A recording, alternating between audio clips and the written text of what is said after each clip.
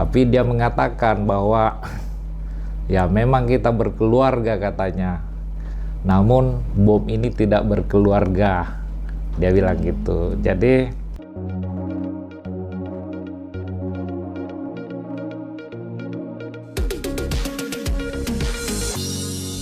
Assalamualaikum warahmatullahi wabarakatuh. Di sini bareng aku Naila melalui cerita kota tepian, melalui desain, literasi, dan kepedulian menjadi inspirasi. Mungkin permisi Bapak. Siap. Ya, di sini kita bareng Pak Mansur ya. Iya. Oke, mungkin kita bakal cerita ringan dulu ya Bapak. Ya. Bapak ini kalau nggak salah peduli banget sama hal-hal yang berhubungan dengan lingkungan, pantai, dan kalau nggak salah Bapak itu juga sempat berhubungan juga dengan penanaman mangrove ya Pak? Iya. Iya. Betul sekali. Oke, kalau boleh tahu cerita awalnya gimana sih Pak? Kok bisa Bapak tuh sampai tertarik sama lingkungan pantai dan laut begitu? Sampai bisa-bisa mungkin Bapak punya pikiran kayak ini tuh harus dijaga gitu. Baiklah. Artinya saya perkenalkan diri dulu ya. Artinya nama saya Muhammad Mansur. Kerjaan sehari-hari saya sebagai seorang guru SD. Namun di luar daripada guru, saya aktif di lingkungan. Salah satunya adalah mengurusi laut atau transplantasi karang. Kedua, penanaman mangrove, dan ada lagi itu mengurusi ekosistem begantan. Dan ini yang belum kami jalankan itu adalah konservasi penyu, dan kami bergiat difokuskan ini adalah terumbu karang dan penanaman mangrove. Oh, wah banyak banget ya Pak. Kalau mungkin dari awal bangetnya gitu, Bapak mulainya dari mana dulu tuh Pak? Oke, kami ada komunitas namanya Pokmaswas, yaitu bentukan dari Dinas Kelautan Perikanan. Pokmaswas itu sendiri artinya kelompok masyarakat pengawas. Nah, di situ tupoksi kami adalah bagaimana mencegah illegal fishing di perairan Muara Badak. Nah, itu yang kami lakukan. Awalnya dibentuk itu adalah 2009. Kemudian kami mulai bergiatnya karena sudah tahu tupoksinya itu 2013. Yang mana dulunya ada namanya kami temukan tuh karang namanya Batu Lampe. Di situ hanya 30% yang baik. Artinya kondisi karangnya itu 70% hancur. Wah, sangat memprihatinkan ya Pak. Ya, jadi terkait dengan itu, maka di situ muncul kami punya inisiatif bahwa dengan kami memperbaiki ini, maka kedepannya anak cucu kami mungkin akan sejahtera lah kalau misalnya dia kondisi di laut itu yang dijaga. Mungkin seperti itu. Seperti itu. Jadi kalau di tadi apa ya Pak nama komunitasnya? Pokmaswas. Pokmaswas. Ya.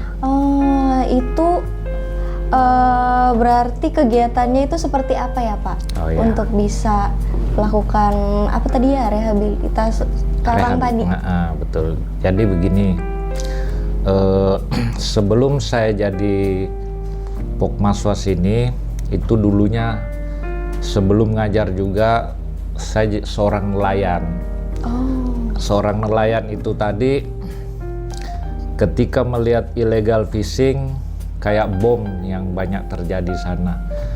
Nah, yang pernah terjadi awal sebelumnya itu adalah ketika saya menegur orang yang ngebom ikan, karena yang saya jalankan waktu itu adalah belat namanya ya, belat.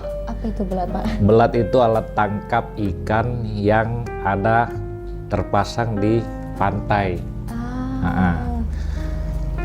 Pada saat ambil ikannya itu ada pembom di depannya. Jadi saya tegur waktu itu, jangan ngebom gitu.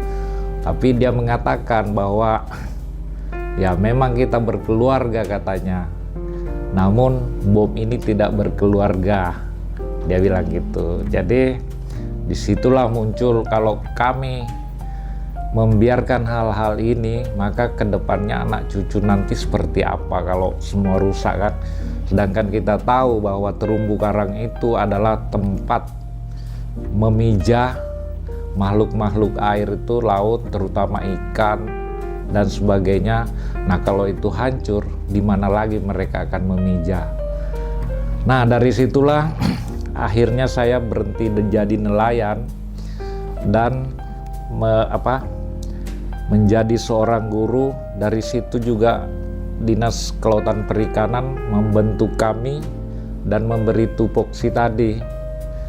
Nah, sehingga dengan tupoksi yang kami punya, akhirnya pelaku-pelaku illegal fishing itu secara kontinu kami bisa redakan. Artinya ditangkap, dan kami waktu itu didampingi oleh Angkatan Laut. Itulah yang membawa yang mendampingi kami itu namanya Pak Karel waktu itu, Angkatan Laut, yang membantu kami menangani hal-hal tersebut. Nah, karena dulu nelayan itu 1-2 jam itu ke laut baru dia dapat hasil. Namun kenapa? Karena terumbu karang tadi rusak. Jadi kami melakukan program-program itu dibantu beberapa perusahaan kayak dari Pertamina, kemudian dari VLN, kemudian dari DKV sendiri, Dinas Kelautan Perikanan, membuat suatu media namanya transplantasi terumbu karang. Namun tujuannya itu tadi hanya memfokuskan pada daerah itu, supaya ketika kami bergiat ke sana itu sudah termasuk pemantauan dan penjagaan daerah lingkungan situ, sehingga yang mau melakukan illegal fishing tidak berani mendekat. Nah, seiring dengan perkembangan yang kami lakukan, terumbu karang yang tadinya mati mulai hidup-hidup kembali, dan sekarang nelayan kami sudah tidak jauh lagi ke laut, cukup di pinggir saja sudah dapat hasil yang baik. Itu. Oke. Tapi emang mungkin ya Pak, kalau mungkin dari pandangan saya, mungkin kalau orang itu milihnya untuk penangkapan ikan illegal fishing melalui bom gitu ya, itu mungkin karena cara tercepat gitulah ya Pak untuk bisa menangkap ikan. Tapi kan kita lihat lagi itu jangka panjangnya, terumbu karang ini sendiri kan sebagai rumah dari ikan tersebut ya. Benar. Jadi kayak walaupun kita mengambil keuntungan sekarang, tapi untuk jangka panjangnya nanti bakal sulit gitu ya Pak, untuk mencari ikan. Nah, sejauh ini Bapak saat Bapak menegur orang gitu ya Pak, untuk berhenti melakukan illegal fishing tadi, apakah pernah ada kendala atau pengalaman yang unik gitu Pak menurut Bapak? Wah, banyak sekali. Artinya ketika kami melakukan kegiatan ini, ya memang kami sudah punya niat sendiri, bahkan kami tidak merasa takut. Walaupun kami itu sering diteror, saya sering diteror, saya sering didatangi tengah malam ke rumah, saya tidak tahu orangnya seperti apa, bahwa yang dia minta berhenti melarang kami melakukan aktivitas kami di laut, karena laut ini adalah tidak ada yang punya katanya. Nah itu, tapi kami terus melakukan itu karena kami tahu bahwa yang dia lakukan itu memang untuk dirinya sendiri, dia tidak memikirkan yang lain. Nah di sisi lain pun akhirnya kami mengembangkan program kami itu karena banyak sekali kaitannya di laut dengan di pesisir, dengan melakukan berbagai penanaman. penanaman mangrove baik itu Rhizophora, Avicennia dan jenis-jenis mangrove sesuai dengan habitatnya. Kami tidak melakukan penanaman sembarangan ya, karena kami melihat dulu areal itu cocoknya apa. Nah, karena memang kaitannya mangrove dengan biota laut ini sangat efektif sekali, karena dari daun yang jatuh tadi membusuk itulah yang menciptakan cacing-cacing tanah, sehingga ikan-ikan ramai di situ. Dan terbukti bahwa areal yang kita konservasi itu sangat kaya dengan habitat-habitatnya. Selain mungkin langsung melarang para nelayan untuk melakukan illegal fishing ya, atau mungkin sejauh ini memang ada sosialisasi begitu Pak sebelumnya? Oh ya, jadi kami sudah sering melakukan sosialisasi dengan melibatkan instansi terkait, namun masih ada nelayan yang nakal. Salah satunya alasannya tadi bahwa ketika ini kita larang roll, wah kita kan patroli itu juga membawa instansi yang memang terkait situ kayak DKP Perikanan. Ketika kita larang dia troll, kita harus mengganti alat tangkap dia, bukan aja kita larang dan dipenjarakan.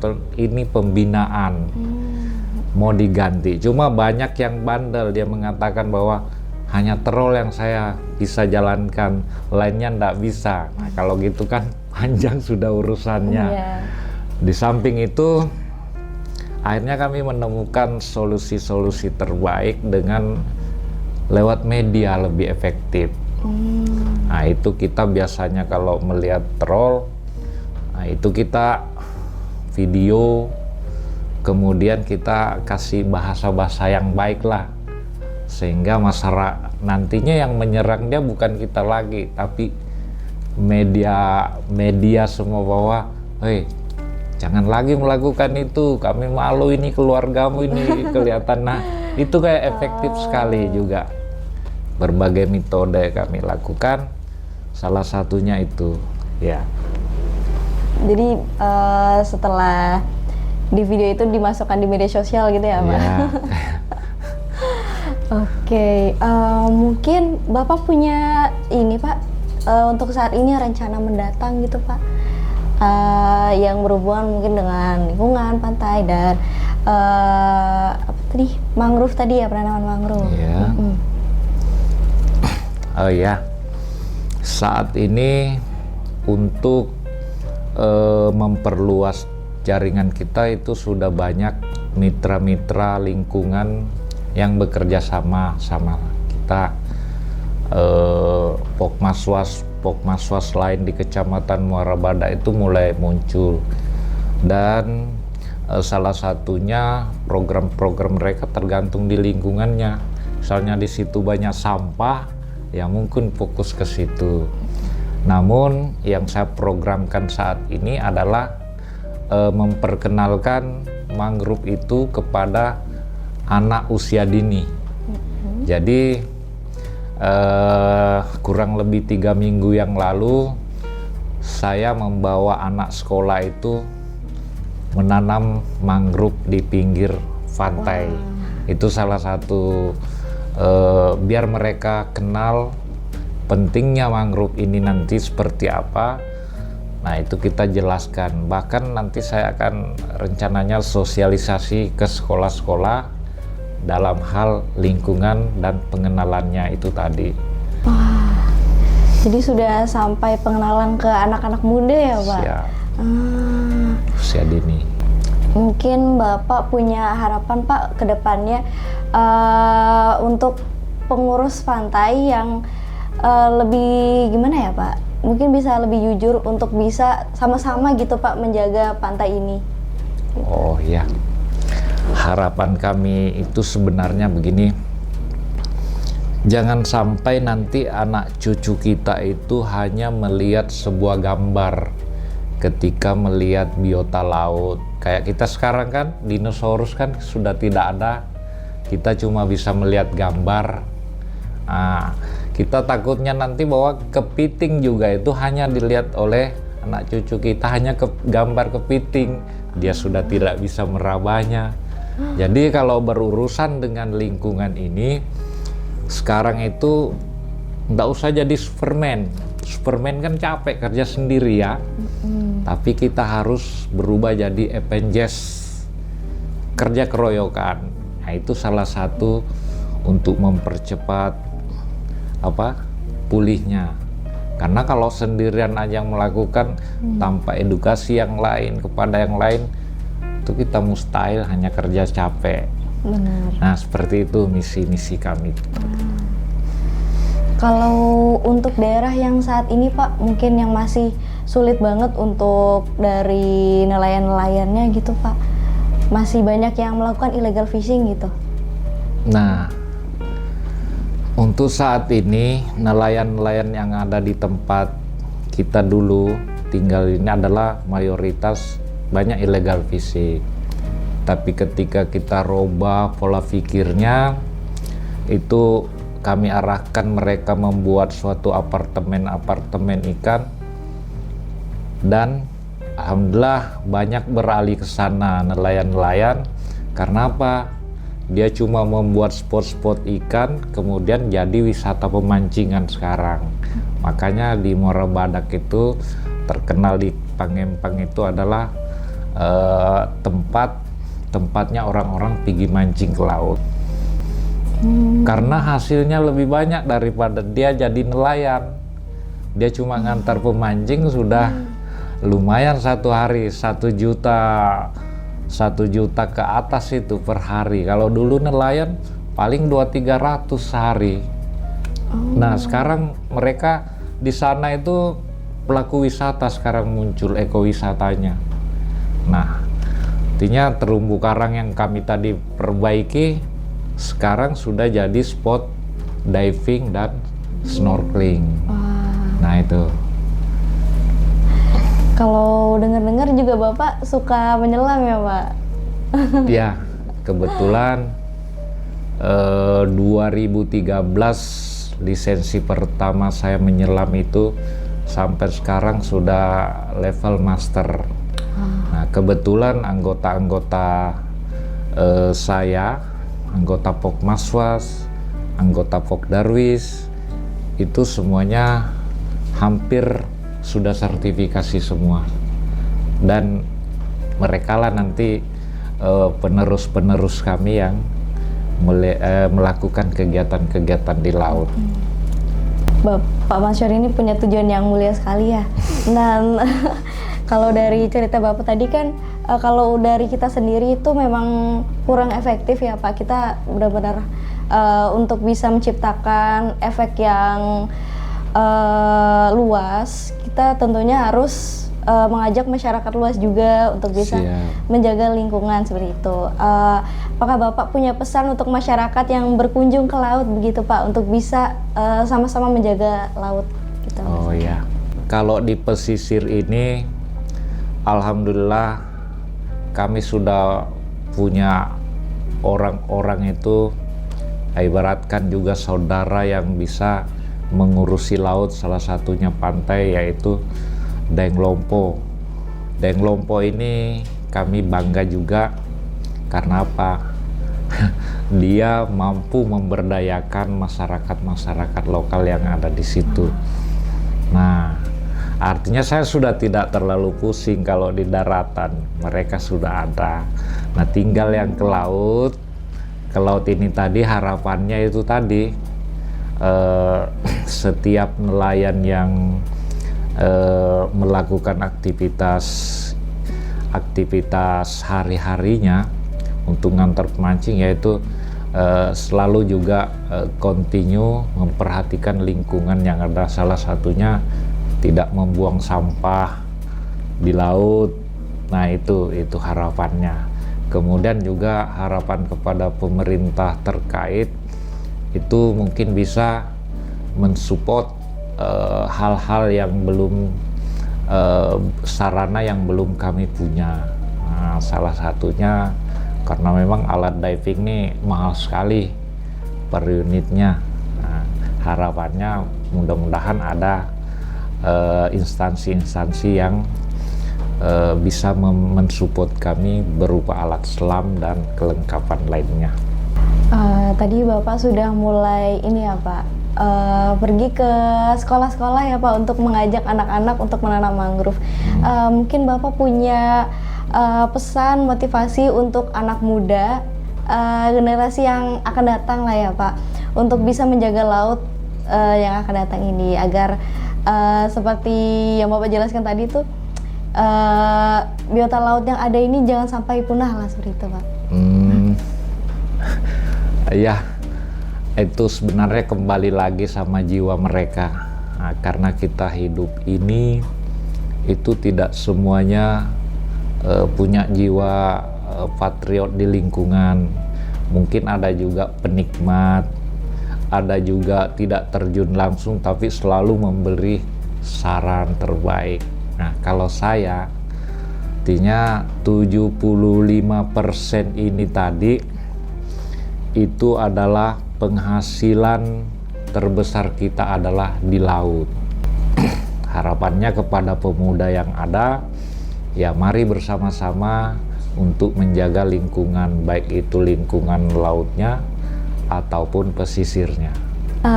Mungkin Bapak punya apa ya Pak, cerita mungkin gitu Pak, tentang anak-anak yang ada di pantai gitu Pak. Mungkin mereka kan juga kurang tahu gitu ya, bagaimana cara menjaga lingkungan yang baik itu seperti apa. Seperti kayak mereka masih belum punya pemikiran apa yang mereka lakukan ini akan berpengaruh ke masa depan seperti itu.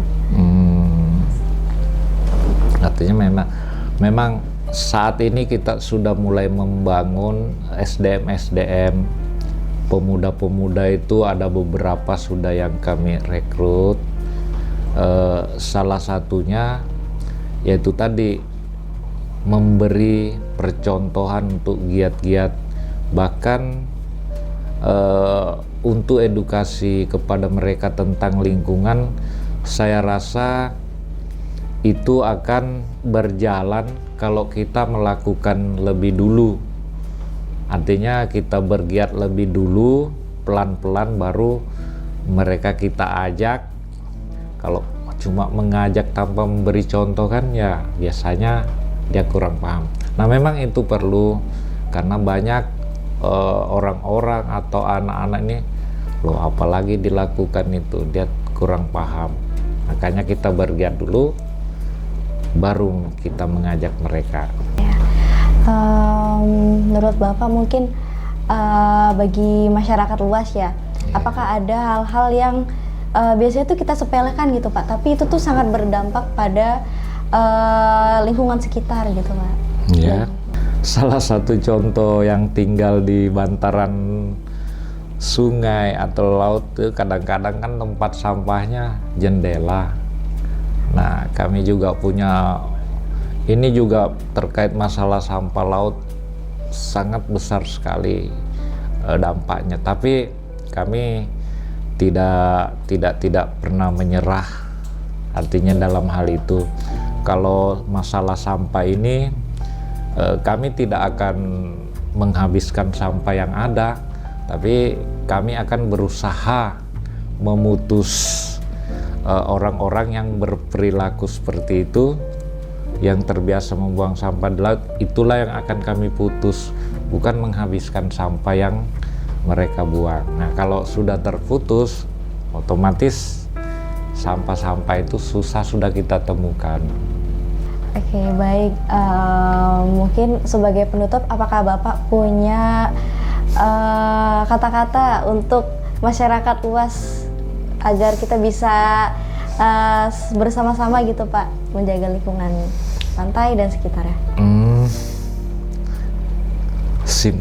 Simple saja menurut saya. Mari kita jaga lingkungan demi keberlanjutan kehidupan anak cucu kita. Sekian.